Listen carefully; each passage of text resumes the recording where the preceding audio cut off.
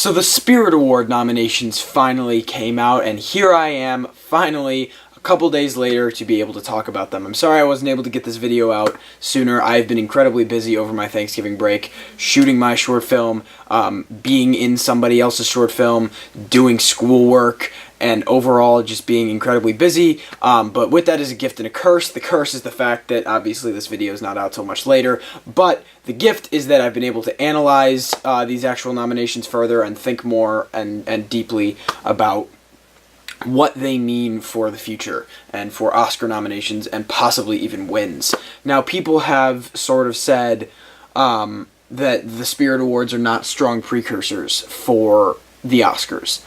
I don't necessarily think that's true, but I do understand where people are coming from.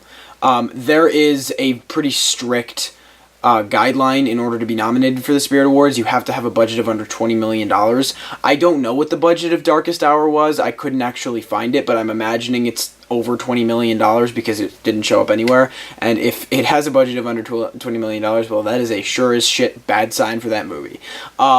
But yes, you have to have a budget of under $20 million to be in the running to be nominated for the Film Independent Spirit Awards. However, with that comes the fact that since, I believe, in 2013, 12 Years a Slave took the Spirit Award, they have predicted Best Picture correctly every year. It's been 12 Years a Slave, Birdman, and then Spotlight, and then Moonlight. So they have predicted the past 4 Best Pictures, and that's a pretty big deal, because a lot of those Best Picture races were kind of like one-on-ones. 12 Years a Slave was not. 12 Years a Slave was kind of a given. But then you had Birdman, which was heavily up against Boyhood, which everyone thought was going to take it that year. Spotlight was kind of on a one-on-one with The Revenant, and Moonlight came far out of left field, where everyone thought La La Land was going to take it. So these awards have been pretty strong precursors for at least that category at the Oscars, and that is the biggest category at the Oscars. So I do think these are important to look at, especially because Best Feature, Call Me By Your Name, was nominated, and that movie has a pretty strong chance of winning the Oscar, or so people have told me. I have not seen it yet, because I live in like the shittiest place to be an Oscar movie fan. I don't get Darkest Hour or Call Me By Your Name for like 3 more weeks. So, until like, I think it's December 22nd. And it's November 26th. Holy fuck. Let's get right into it. I only have a couple points, but they're big, so I want to get right into them. The first thing I want to talk about is Get Out.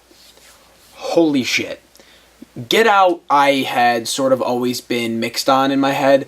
I do stand by it's one of the best movies of the year. It's one of the most intellectual movies I've seen in a long time. It's one of the best theater experiences I've had. All year I saw it with a couple of my friends, and I was blown away. I saw it like after all of the big acclaim had come out, and it was at like 100% on Rotten Tomatoes, and finally my friends were like, hey, come see it.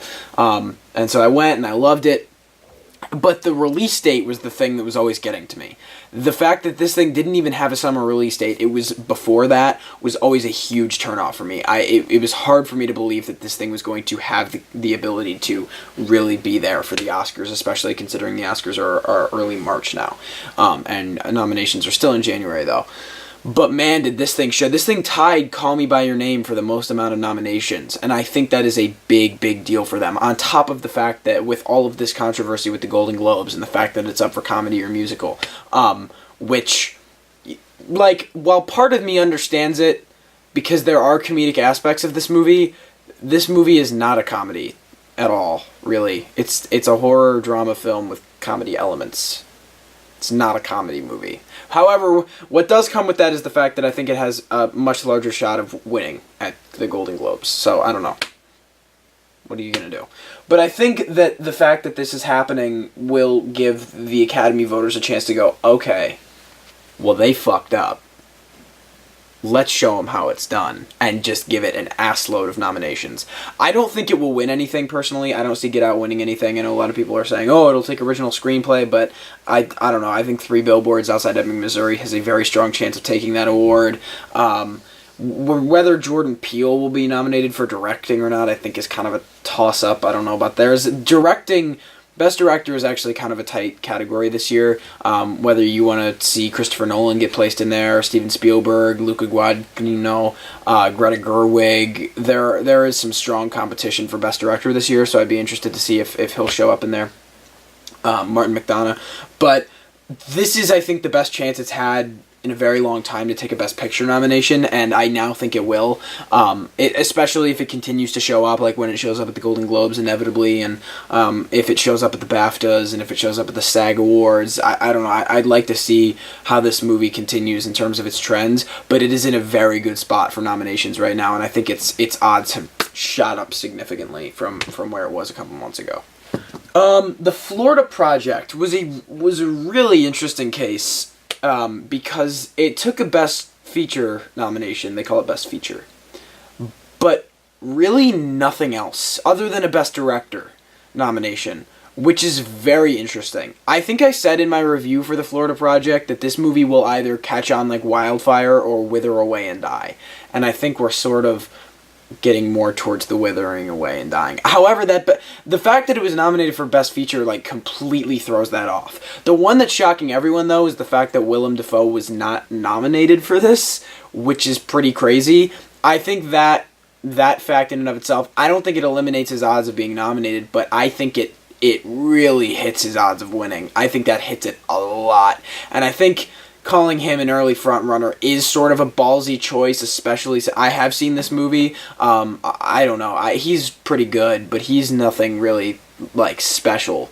Kind of reminded me of Mahershala Ali in Moonlight. I stand by, he's good, but he's not like beyond out there great. I don't really think any of the nominees for supporting actor last year were that great. I thought they were all strong. But he sort of puts on a similar performance to Mahershala Ali in a sense of how he supports the movie, not in like the actual character itself. But I don't know. Him not getting a nom is a big deal. Like, I actually had to go back and look because I was like, I don't remember seeing his name on there. And I went back and looked in math class instead of paying attention to Algebra 2, which, you know, I should be. But I went back and looked and I was like, holy shit, he didn't get nominated. And I think that's a huge deal. Again, I still think he has a shot at being nominated. I do still think that, but I think people might be a little bit too confident in his ability to win. I think that it's a little more of a long shot, the way I look at it. There's not much for me to even say with Call Me By Your Name. I think that movie's just it's going to be everywhere at the Oscars. I think that's just a pretty bold statement. I think it has a strong chance of winning Best Picture if the reviews are true to what it really is. Again, I've not been able to see it yet, but I look forward heavily to seeing it. I think you're looking at a lead actor nomination, a supporting actor nomination, a director nomination, a screenplay nomination. It will absolutely 100% be showing up at the Oscars unless, like, something crazy happens. Something real fucking crazy would have to I don't know. I can't even put a finger on what would have to happen for this movie not to show up. I think it will absolutely be there. If you want to see all the Oscar movies, you need to get out and see Call Me By Your Name. And this is coming from someone who has not seen the movie yet. The Big Sick popped up a couple times.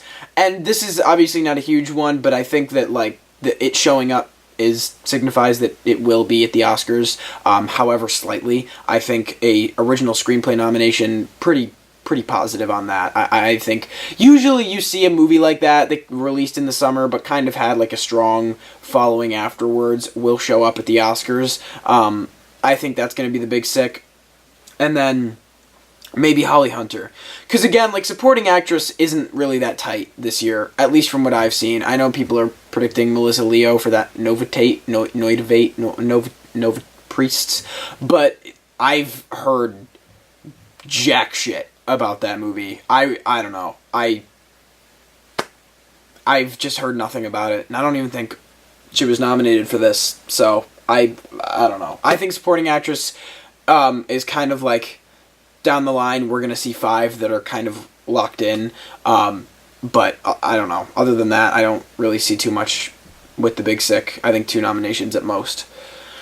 People keep asking me, and this doesn't really have much to do with the Spirit Awards, but like I'll kind of touch on this, about Mudbound, what I think about Mudbound. I think the fact that it's Netflix is going to pummel it.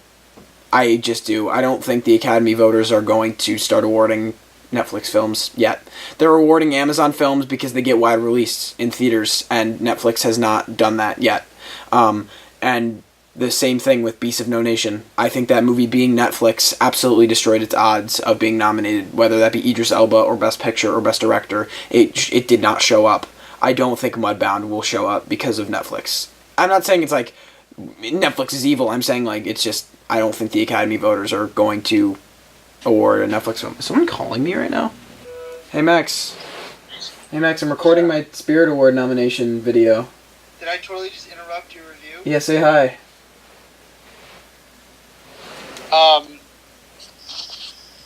Justice League sucked. Alright, thank you. Bye-bye. Wow. That was interesting. What the fuck was I talking about? Oh, Mudbound. I don't know. Unless it shows up everywhere else, I don't think so at all. I don't think it'll be anywhere. Hey, I just got a new subscriber. Star Wars Fan 03, calling you out, man. Thank you. I'm looking up the nominations themselves just to make sure, like, see if there's anything else I want to talk about. I don't really think so, though. I mean, I think everything else was relatively, like, basic, and I think everything was pretty strong. And then, obviously, what comes with the Spirit Awards are those movies that no one has any idea what the fuck they are, and will never see them again, ever. Like The Rider. What the fuck is that? I don't know. That comes to the territory of the Spirit Awards. That's where the whole under $20 million thing comes into play, where you've got all these movies that you've never heard of before. That's not to say you shouldn't check them out. I'm sure they're all great, and if you're interested in like seeing all of the movies nominated, if you're crazy, probably check them out. I'm sure they're great movies, but the Oscars, no. Good Time was everywhere.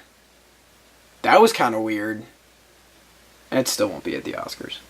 Oh, one more thing, because the other thing was, woo, James Franco. Margot Robbie and Allison Janney both for I, Tonya. I think that helps both of their odds. Margot Robbie has shown the fact that she's a great actress, and she's one of those actresses that we've all been like, okay, we're waiting for her to finally show up at the Oscars someday. I think this will be it. I think she can take it for I, Tonya. I'm not saying the win. I think she can take the nomination. I don't think she has a chance to win. I do think the win is going to be like a 3-2 headed race. I think Saoirse Ronan's kind of we'll see how she does. I'm not saying in her performance, I'm saying in terms of her odds. Anyway, that's what I think of the Spirit Awards. I know that the Golden Globe nominations are in a couple of weeks, probably before I'll even be able to see Darkest Hour or Call Me By Your Name, but I plan on every year I've done a reaction video to the Golden Globe nomination, so I'm going to try and do that again this year, and then I will be doing the same thing for the Oscar nominations, just so you can kind of get my first impressions and what I think of that, and with the Golden Globes, I'll talk more about how I think they factor into the Oscars. Other than that, movies are going to keep coming out. Like I said, Darkest Hour and Call Me By Your Name are the two that I'm waiting for, and then probably before that I'll be able to see The Shape of Water and I, Tonya. I'll get those reviews out to you if you guys are interested in watching those, seeing my first impressions and what I think of those movies. Holy shit, there's something like barely poking out of that room over there, and it just scared the shit out of me. I don't know if you can actually see my jump on camera. It doesn't matter. Thank you guys so much for watching. Let me know what you thought in the comments below about the Spirit Award nominations, or what you think of my analysis of them. Do you agree with me? Do you disagree with me? I'm very interested to know. I want to hear your thoughts. Thank you guys so much for watching. I hope you enjoyed, and I'll see you all next time.